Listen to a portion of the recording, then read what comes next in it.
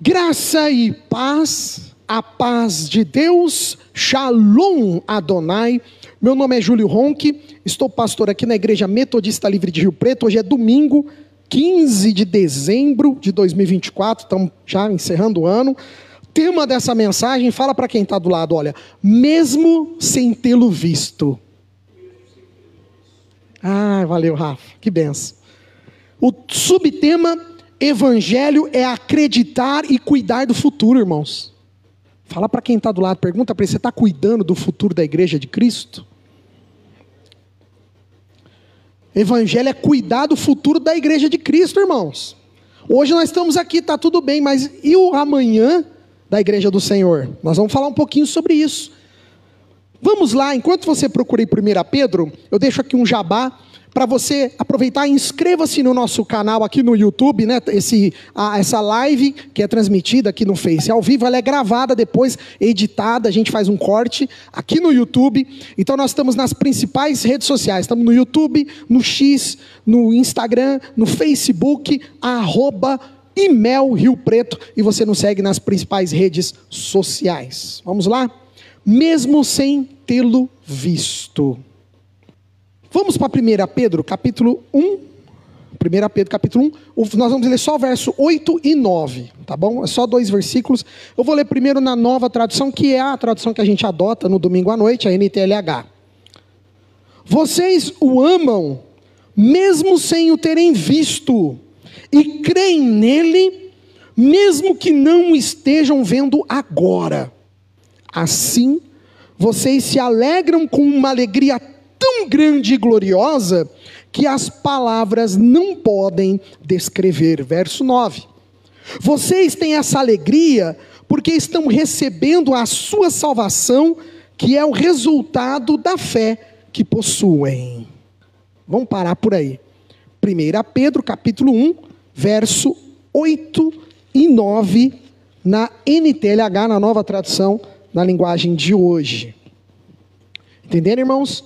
Vocês o amam, mesmo sem o terem visto. Eu quero que vocês marquem bem esse versículo. Amá-lo, mesmo sem ter visto.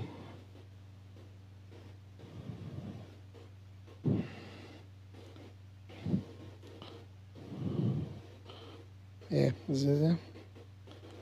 Aí, não, foi. É que às vezes é mau contato, né? Eu vou ler também na Almeida Revista Atualizada. Numa outra tradução, às vezes se aí de casa não tem a nova tradução, a Revista Atualizada diz assim, 1 Pedro 1, 8, 9. A quem, não havendo visto, amais, no qual, não vendo agora, mas crendo, exultais com alegria indizível e cheia de glória. 9. Obtendo o fim da vossa fé, a salvação da vossa alma. Vamos parar por aí. Não havendo visto, porém vocês o amais. Isso que é a mensagem, o texto-chave da noite é justamente esse. Não tendo visto, né? Na Nova Tradução achei que ficou muito melhor, né?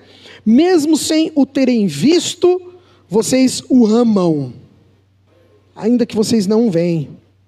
Vamos para um contexto teológico, né? Em que pese esse ano a gente já fez vários estudos a respeito do livro de 1 João, de 1 Pedro, né? Essa carta maravilhosa, essa epístola, a gente já falou bastante dela, mas hoje nós vamos só mais dar uma pinceladinha, eu acredito que possa ser a última do ano. Vamos lá para um teólogo luterano americano chamado Otto Paul Kritzman.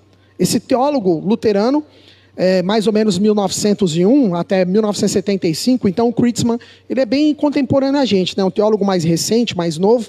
Ele explica que Pedro, filho de Jonas, ou também chamado de João, pai de Pedro, né? Era um pescador lá em Betsaida, na Galileia, na região da Galileia, que era uma cidadezinha muito pequenininha, portuária, que ficava às margens, como Cafarnaum, né? Betsaida ficava às margens do lago de Genezaré, ou também chamado de lago da Galileia, ou mar da Galileia.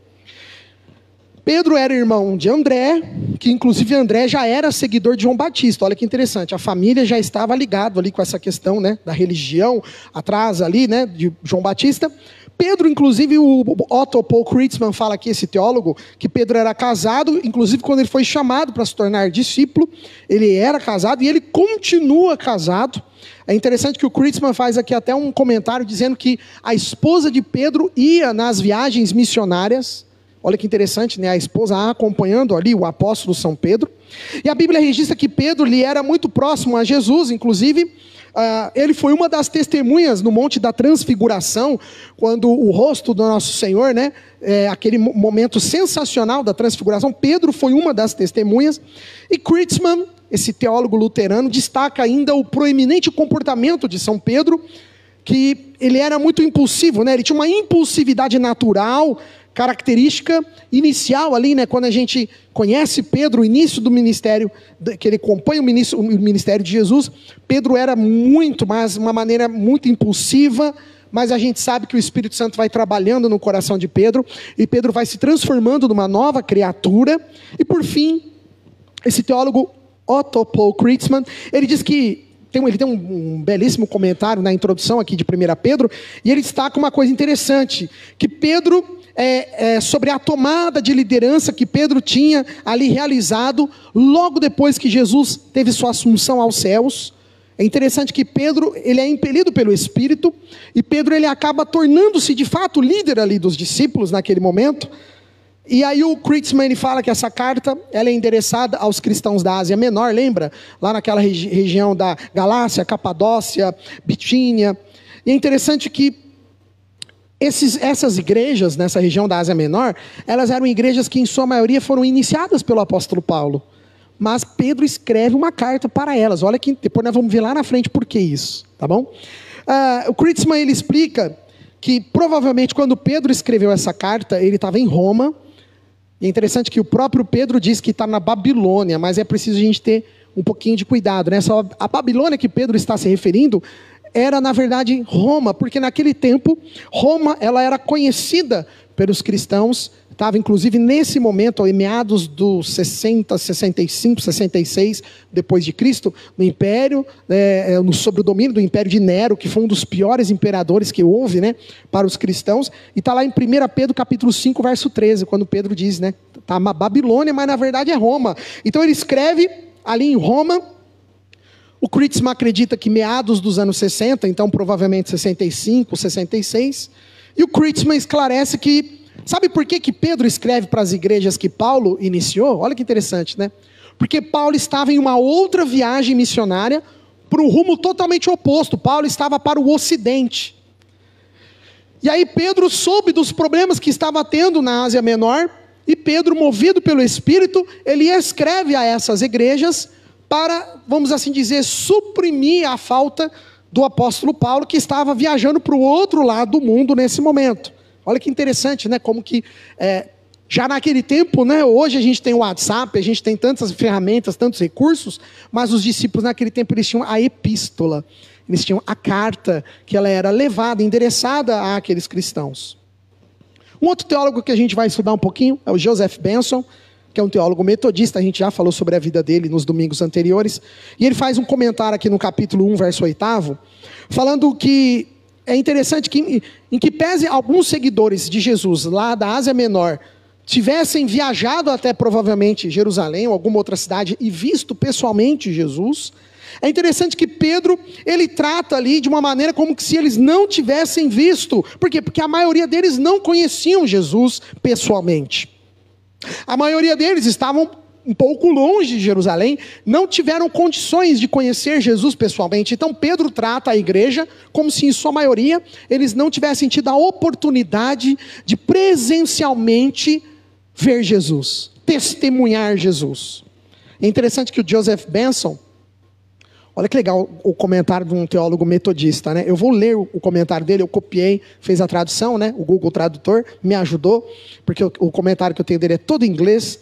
E aí ele faz ele tece um comentário desse verso 8 que eu achei muito interessante. Olha o que o Benson fala para nós. Os judeus pensavam que a salvação, ao ser realizada por esse Messias, lembra? Vai ao encontro do que eu falei domingo passado, irmãos. Seria uma salvação do jugo romano e de todo jugo estrangeiro, mas isso teria sido apenas uma salvação de seus corpos, Lembra? Uma salvação física, material. Enquanto que a salvação que os verdadeiros crentes esperam de Cristo é a salvação das suas almas do pecado, aleluia, e da miséria. Nós cremos como filhos de Deus, como seguidores de Jesus, que os nossos corpos nas sepulturas, nós seremos salvos, a nossa alma do pecado. Olha que interessante, mais uma vez vem aquela questão da visão que eu falei domingo passado, que até os próprios discípulos no início eles tinham, né? De que Jesus traria uma libertação física para Jerusalém, que seria uma libertação militar. Tanto é que a gente vê, né? Os bastidores políticos por trás daquele momento que Jesus estava encarnado, havia um bastidor político para que ele assumisse como rei dos judeus. Mas isso não aconteceu, por quê? Porque ele mesmo disse para Pilatos, o que ele falou? O meu reino não é desta terra. Aleluia. E por último, o último comentário do Adam Clarke, que é o último ali teólogo, que é um teólogo também metodista, que nós já falamos sobre ele. Lembra, Adam Clarke era um menino prodígio, estudou, foi aluno de John Wesley, estudou lá em Kingswood. E o Adam Clarke também tem um comentário nesse verso 8º, e eu vou ler para você, eu copiei, vamos ler. Quem não viu, o ama. Aqueles a quem o apóstolo escreve nunca tinham visto Cristo em carne, e assim, tal é a natureza realizadora da fé. Eles o amaram tão fortemente quanto qualquer um dos discípulos que estava ali fisicamente com ele poderia, por quem ele era pessoalmente conhecido, pois a fé no Senhor Jesus traz ao coração do homem, é a fé, irmãos, nós acreditamos porque temos fé.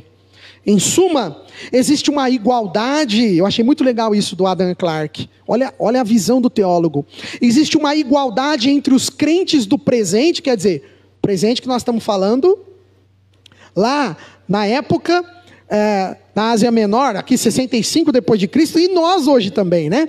Entre os crentes do presente momento e os crentes que puderam ver a encarnação de Jesus, pois Cristo, para uma alma crente, é o mesmo hoje, ontem e será sempre, aleluia. Ele é o mesmo ontem, ele é o mesmo hoje e ele será o mesmo eternamente, aleluia. E o Adam Clarke continua dizendo: vocês se alegram com uma alegria indescritível. Por isso que o crente é feliz, irmãos. Por isso que o crente tem que ser um povo alegre.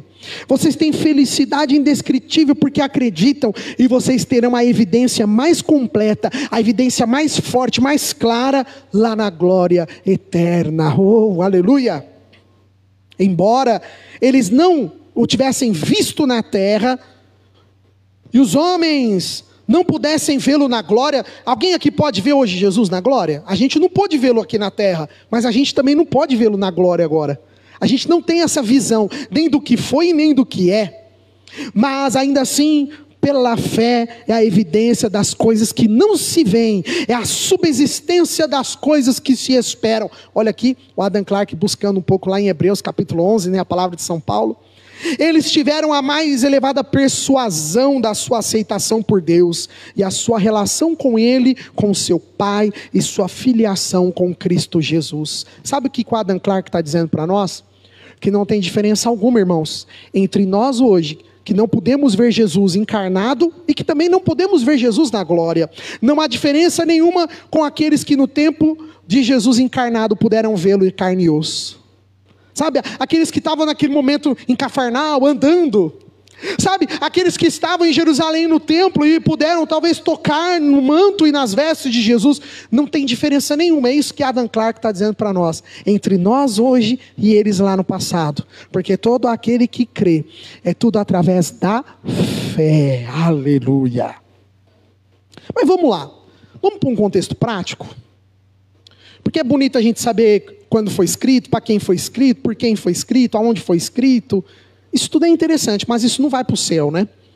Não vai levar, você não vai chegar lá na porta dos céus e não vai ter já a pessoa tivesse um Enem para você entrar na glória? É? Olha, fala para mim, quem que escreveu a epístola? Não vai ter o Enem para você entrar no céu. Então fica tranquilo, irmãos. Isso é mais a título de conhecimento para a gente poder se aprofundar na palavra de uma maneira mais poderosa. Mas o que vai nos levar no céu é o contexto prático. é a gente aplicar, a gente contextualizar essa palavra, ano 64, 65, eu não sei, talvez 66, a gente aplicar essa palavra daquele tempo, escrita por Pedro, com a finalidade de impactar a fé dos cristãos da Ásia Menor, e que hoje ainda ela vai impactar a sua e a minha vida. Aleluia! E 3 coisas o Senhor falou ao meu coração, para o nosso contexto prático. Fala para quem está do lado: esteja sempre pronto para agir. Esteja pronto, irmã. Esteja sempre pronto, pai, para agir. Irmão, você de casa, esteja sempre pronta para agir. Segundo ponto, para o bem da próxima geração. Fala assim, ó, para a próxima geração. Para a próxima geração, vocês, olha que benção, casal lindo, ó. A próxima geração. E por último, mesmo sem tê-lo visto. Isso que é o mais interessante, irmão. O mais interessante é isso, estar pronto, pensando no futuro, ainda que nós não podemos vê-lo. Vamos lá, primeiro ponto que nós vamos abordar no nosso contexto teológico. Esteja sempre pronto para agir. Um fator preponderante na vida de um seguidor de Jesus é estar pronto. Estar sóbrio, paciente, obediente. Eu até estava vendo outro dia um rio, eu fico vendo esse rio de pregação, e passa um monte de rio, né? Aí eu estava vendo um pastor, né? Lógico, a gente respeita, irmãos, as tradições, as culturas de cada igreja, mas eu achei é legal, né? A visão que algumas pessoas têm, né? Falando que você não pode dormir de shorts, tem que dormir de calça, teu pijama, manga longa, porque se Jesus te chamar, né? Amém, a gente respeita, tem igreja que tem essa tradição. Amém, irmãos, glória a Deus, cada um com as suas tradições. Mas isso é interessante, que mostra que eles estão se preparando para o quê? Para o que der e o que vier. A gente dá risada, às vezes a gente brinca, mas o que vai ter de crente que vai ser pego de surpresa e que não vai entrar nos céus, irmãos, vai às vezes ter muita gente que está do lado lá de fora, que vai entrar, e muita gente daqui de dentro, conosco, que não vai entrar. No tempo de Jesus não tinha uma crítica muito grande sobre os religiosos, fariseus? Ora, hoje muitas vezes o religioso fariseu pode ser nós mesmos, irmãos. Muitas vezes somos nós mesmos, os religiosos fariseus. E Pedro aqui está dizendo para os cristãos na Ásia: olha galera, estejam prontos para agir para o que der e para o vier. Está no verso 13, 1 Pedro, capítulo 1, verso 13, na nova tradução. Portanto, estejam prontos para agir, continuem alertas e ponham toda a sua esperança na bênção que será dada a vocês, quando Jesus Cristo for revelado. Esteja pronto, irmãos. Quer estejamos prontos para pregar, para falar o amor de Deus, quer estejamos prontos para testemunhar do amor de Deus, quer estejamos prontos para ser chamados para a glória com Ele. Não importa, irmãos. Para nós o viver é bênção, mas o morrer é lucro também. Não importa o quê. Sabemos que a nossa luta, irmãos, ela não é na carne. Nós sabemos que a nossa luta não é no mundo físico, mas a nossa luta é espiritual. A nossa luta é no reino celestial, onde a nossa força física, ela não vale de nada. Não vale de nada. Tem um irmãozinho lá que gosta de puxar o ferro. É benção, irmão, é saúde, glória a Deus, eu preciso também. Mas no mundo espiritual, irmãos, isso não tem nada a ver. No mundo espiritual, no reino celestial, a força física de nada adianta, porque tudo lá é espiritual. Estejam prontos para agir. Não é a gente ser um povo, hoje eu vejo, né, muitos cristãos defendendo o uso da arma, amém, cada um sabe o que quer, mas não é isso que Pedro está nos estimulando.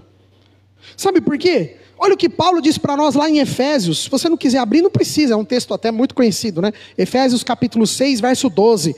A nossa luta não é contra a carne, nem contra o sangue, mas sim contra o quê? Os principados e potestades, contra os dominadores deste mundo tenebroso, contra as forças espirituais do mal nas regiões celestes. O crente, irmãos, nós cristãos precisamos estar preocupados com o espiritual. É o que Jesus fala para a gente. Não tenha medo daquilo que pode te tirar a vida. Tenha medo daquele que pode aniquilar a tua alma. Tenha medo daquele que é Deus, é aquele que vai cuidar da tua alma, se é que ela vai permanecer, perecer em algo bom ou perecer em algo ruim. A gente tem que ter medo disso, temer isso. Como o próprio apóstolo Paulo nos ensina, nós devemos atuar na esfera espiritual. Por isso que nós estamos hoje, 29º dia de oração, né? 29 dias de campanha de oração. Irmãos, a igreja está movida em oração. E eu creio em nome de Jesus que você está movido em oração junto conosco todos os dias. Estar prontos e vigilantes em espírito. Sermos sóbrios em espírito com discernimento. A tua luta, meu querido e minha querida, não é nesta terra e nem desta terra. A nossa luta é espiritual. E principalmente, sabe o que, irmãos? É a gente lutar para o bem da próxima geração. O segundo fator nessa mensagem é algo muito reflexivo, introspectivo, que Pedro escreve aqui para os cristãos da Ásia Menor. Quando Pedro diz lá no verso 12, vamos ver lá comigo? O Rafa leu esse versículo, o Rafa acho que leu o capítulo inteiro. 1 Pedro 1, verso 12, na nova tradução na linguagem de hoje. Quando os profetas falaram a respeito das verdades que vocês têm ouvido agora, Deus revelou a eles que o trabalho que faziam não era para o benefício deles, presta atenção. O trabalho que os profetas lá no passado estavam fazendo não era para o benefício deles, mas para o bem de quem? Dos cristãos lá da Ásia Menor, naquele momento, para eles. Os mensageiros do Evangelho que falaram pelo poder do Espírito Santo, mandado do céu, anunciaram a vocês essas verdades. Essas são as coisas que até os anjos gostariam de entender. Olha como que é complexo isso, né? Até os anjos queriam entender isso. Mas vamos tentar compreender, irmãos, por que não? O Espírito Santo pode nos dar o discernimento nessa noite, aleluia. E uma coisa ele falou muito ao meu coração, é o que nós estamos deixando de legado para a próxima geração cristã. É isso que eu entendi nesse texto aqui. Talvez o trabalho dos profetas lá no Antigo Testamento, lembra quando nós falamos de Elias, Eliseu, especialmente Eliseu, que era um dos principais da escola de profetas. Lembra que nós falamos que havia em Israel uma escola de profeta, que eles tinham lá inúmeros profetas, juntamente com Obadias e tantos outros profetas, onde ali eles ensinavam homens a se transformarem em porta-vozes de Deus. Sabiam aqueles que tinham um chamado, eles iam selecionando, e ali eles treinavam e preparavam aqueles profetas, nos tempos de Eliseu. Sabe o que Pedro está dizendo? Que aqueles profetas que morreram, logo juntamente com Obadias, a gente sabe do que aconteceu na história, né? Obadias e, não sei se foram 350 ou 450 profetas, foram mortos por Jezabel, a mando de Jezabel. E a gente sabe o que aconteceu com aqueles profetas que faleceram, e a gente fica se perguntando, mas qual foi o trabalho deles? Para que serviu? O sacrifício daqueles homens, daquelas pessoas, o que adiantou? A gente pode ficar se perguntando, não é? Irmãos, Pedro está dizendo aqui, olha, o trabalho que eles faziam não era para o benefício deles, mas era para o bem da próxima geração. Talvez hoje a gente não entende, irmã, que estamos aqui, tocando, segurando o piano, mas a gente não sabe a geração que ainda vai beber dessa fonte que está aqui, aleluia.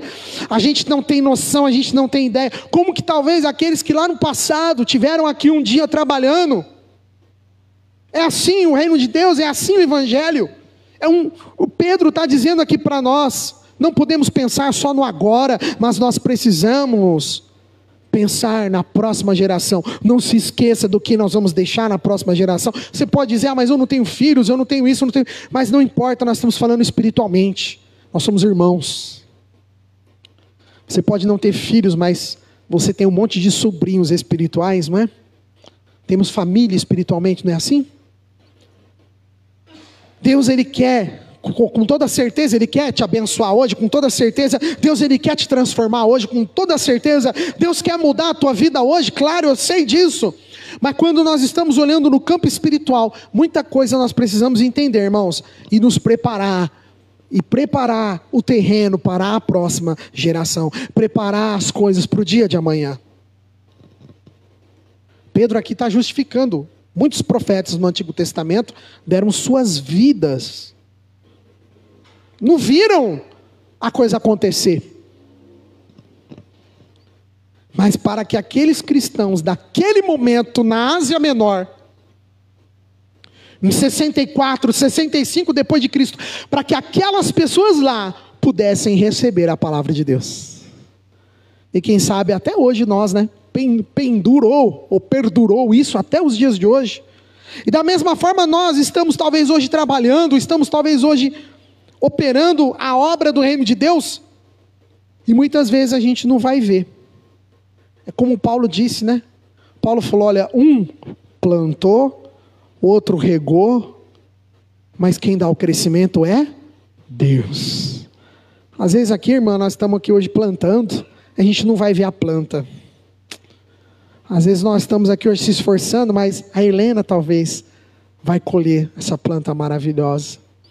Os que estão por chegar, os que estão por vir, vão colher essa planta maravilhosa. Sabe, irmãos, é a frase que nós temos na porta da nossa igreja. Todo dia que eu chego ali, eu passo por esse portão, eu leio aquela frase que está ali do lado. Só não tiramos aquele banner dali, porque essa frase é tão linda. Você é a resposta da oração de alguém. Sabe, mas o sentido dessa frase, toda vez eu explico por quê, porque essa frase, ela tem um sentido amplo, duplo, né? Você pode ser tanto aquela pessoa que orou tanto por você para você se converter, amém, você é a resposta da oração de alguém, né? Mas não é nesse sentido que essa frase, quando Deus deu no meu coração, eu a fiz, eu a escrevi, não, mas era no sentido de que muitas vezes tem pessoas orando para Deus, pedindo por respostas, e a gente fica pensando assim, Deus vai lá fazer, Deus vai lá. Não, irmãos, nós somos a resposta da oração de muitas pessoas. Nós somos. Nós voltamos novamente no tema que nós batemos domingo passado, de mordomia, de servir. Quem quer ser o primeiro nos céus, o que tem que fazer? Vocês lembram do domingo passado? O que nós falamos domingo passado? Exatamente, pode falar? Humildade, ser o último. O que mais aí no fundo, aí, irmãos? Irmãos do fundão. Estava aí também, meu jovem, pode falar também, você participou.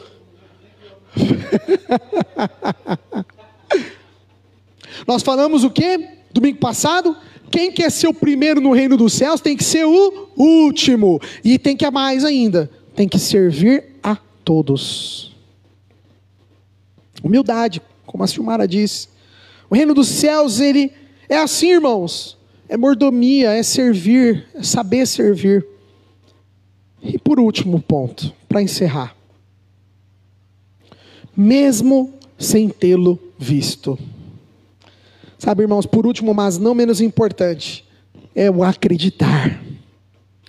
É a fé em si, é o servir, o amar, ainda que você não tenha visto. Nós o amamos, mas nós não vemos Jesus neste lugar. Eu não como você vê Jesus? O nome dele está aqui, mas eu não vejo Jesus neste lugar.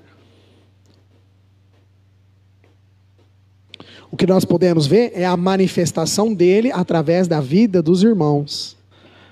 É através do nosso convívio, da nossa harmonia, do nosso amor, do nosso carinho uns pelos outros, do nosso cuidado, do cuidado de uns pelos outros. E nisso podemos ver a manifestação de Jesus. Mas nós não podemos ver Jesus. Infelizmente, não é chegado ainda o tempo. Vai ter o dia e a hora para a gente poder vê-lo, mas não é ainda. E sabe o que é interessante? Que eu fiquei pensando muito quando eu estava fazendo esse terceiro ponto, esse tópico, eu lembrei de um discípulo, que se fosse por causa disso, hoje ele não estaria nos céus.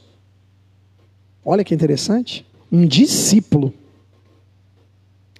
chamado Tomé, ou Dídimo, né? E é muito, quando a gente começa a ler, se você puder abrir, se não quiser não tem problema, João 20, 29, nós vamos voltar lá na história de Tomé, eu vou ler na Almeida Revista Atualizada. Olha o puxão de orelha que Jesus dá em Tomé, irmãos. Jesus fala para ele, João 20, 29, na ARA, Almeida Revista e Atualizada, estou terminando já. Porque me viste, creste? Tomé, bem-aventurados que não viram e creram. Aleluia! Eu e você, irmãos, nós somos bem-aventurados. Aleluia! Nós temos esse privilégio, irmão, porque nós acreditamos mesmo sem tê-lo visto. E nós recebemos a salvação que é resultado dessa nossa fé em Jesus. Porém, queridos, ainda inúmeras pessoas acabam se perdendo do reino. Sabe por quê? Porque elas não conseguiram crer, sem contudo não vê-lo. Você sabe, tem muita gente que perde a oportunidade de estar no reino, na presença do reino, porque elas não conseguem, a dureza dos corações delas as transformam muito céticas, elas ficam descrentes. Até hoje, pessoas no mundo inteiro, não é só aqui não, é no mundo inteiro, irmãos, por causa da dureza do coração humano. É igual Tomé. Tomé precisou Jesus aparecer 2 vezes, irmãos, está entendendo? Na hora que Tomé chegou lá, o que aconteceu? Ele já tinha ido. Falaram para Tomé, Tomé, tu perdeu, cara. Mas o que foi, gente? Tomé, o Salvador acabou de te passar aqui, ele entrou nós nem abrimos a porta, ele passou pela parede, já começou aí já, Tomé, vocês estão de brincadeira comigo,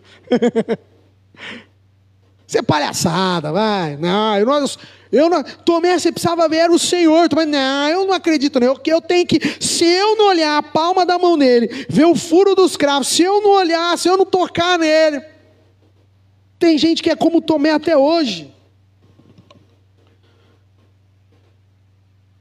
Bem-aventurado aquele que não viu e creu. Quantas pessoas nos criticam, irmão? Quantas pessoas, irmãos, nos hostilizam? Quantas pessoas duvidam do que a gente fala? Por quê? Porque não estão vendo. Mas mesmo sem tê-lo visto, você está aqui sentado comigo. Você está aqui sentada comigo. Você está aí na live comigo, mesmo sem tê-lo visto. Aleluia. Continue firme, irmãos. Continue crendo no Senhor. Aleluia. Mesmo sem tê-lo visto, ame esse evangelho e invista nesse reino maravilhoso. Estou encerrando, como o próprio Pedro fala. Vamos voltar lá para Pedro? 1 Pedro 1, verso 4. É o que o econômico Rafa leu, na Nova Tradução. Assim esperamos possuir as ricas bênçãos que Deus guarda para o seu povo. Ele as guarda nos céus. Presta atenção, irmãos, agora que entra a chave do versículo, onde elas não perdem o valor e não podem se estragar e nem ser destruídas. Irmãos, o que Jesus nos ensinou? Está lá em Mateus capítulo 6, na oração do Pai Nosso, né? Lembra Mateus capítulo 6? Foi um pouquinho antes da oração, né? O que Jesus fala para nós? Não acumuleis, Mateus 6,19. Não acumuleis para vós outros tesouros sobre a terra, onde a traça e a ferrugem corrói, e onde os ladrões escavam e roubam. Mas no verso 20, Jesus, ele fala para nós o melhor investimento. Se Jesus hoje fosse... trabalhasse com o negócio de investimento, Jesus ele dá a dica do melhor investimento que nós podemos fazer, irmãos. Mas ajuntai para vós outros tesouros no céu, onde a traça nem a ferrugem corrói, e onde os ladrões não escavam nem roubam, porque aonde está o teu tesouro, aí estará também o teu coração. Irmãos, vamos vestir no reino. Cada vez mais. 2025 está chegando, um ano de transformação, um ano de mudança, um ano para a gente investir no reino, mesmo sem tê-lo visto, irmãos, acredite, mesmo sem tê-lo visto, tenha fé, mesmo sem você apalpar, tocar nele, não tem problema, continue crendo que Deus está conosco. Mais e mais nós precisamos agir, irmãos, mais e mais nós precisamos falar, mais e mais nós precisamos levar esse evangelho. Deus conta comigo, Deus conta contigo, Deus conta conosco. Razão pela qual, item primeiro, esteja pronto para agir. Segundo ponto, pense na próxima geração. O que nós estamos deixando para os nossos irmãos, irmãs, filhos e filhas espirituais. E não esqueça, mesmo sem você ter visto, continue crendo, continue amando, continue firme nesse Jesus, porque pode ter certeza, as coisas desta terra, elas vão falar para a gente totalmente ao contrário. O que a gente ouve hoje, as pessoas, mas você vai ser enganado lá, você vai ser enganada lá, igreja só quer saber do teu dinheiro, igreja só quer saber do que, não, irmãos, se nós fôssemos dar ouvido pelo que essa sociedade depravada, a nossa sociedade hoje anda, mesmo sem tê-lo visto, dê ouvidos à voz do Senhor. Aleluia. É a mensagem que Ele deixa nos nossos corações. Obrigado você que ouviu até agora, que está com a gente aí pelo YouTube, que Deus abençoe ricamente a tua vida, que você tenha uma semana de bênçãos. Tema mesmo sem tê-lo visto, e eu já deixo aqui um convite para você vir nos fazer uma visita na rua Fritz Chacó, número 1008, no bairro Boa Vista, aqui em São José do Rio Preto. As nossas reuniões são domingos, às 19 horas, horário de Brasília.